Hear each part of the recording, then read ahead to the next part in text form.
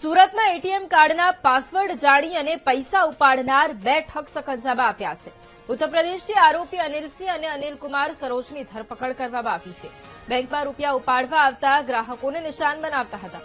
એટીએમમાં ગ્રાહકોને મદદના નામે debit card બદલી અને પૈસા ઉપાડી લેતા હતા. બંને આરોપીઓએ ઉધનામાં એસબીઆઈના એટીએમમાં ગ્રાહકને નિશાન બનાવ્યું હતું. ગ્રાહકની નજર ચૂકવી અને ડેબિટ કાર્ડ બદલી પાસવર્ડ જાણી લીધો હતો. ડેબિટ કાર્ડથી ગ્રાહકના 25,000 રૂપિયા વિડ્રો કરી લીધા હતા. પૈસાની જરૂર હોવાથી એટીએમમાં ડેબિટ કાર્ડ બદલી અને ચોરી કર્યાની કબૂલાત કરી છે.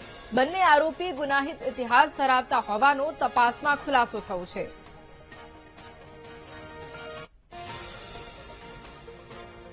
અનિલ ઉર્ફે અનિલ કુમાર ભગીરથી સરોજ, જેમની ઉંમર 45 વર્ષ છે, જેઓ પરસરામપુર, પોસ્ટ મેઘોની કલા અને તાલુકો રાણીગંજ, જેઓ જિલ્લા પ્રતાપગઢ ઉત્તર પ્રદેશના છે.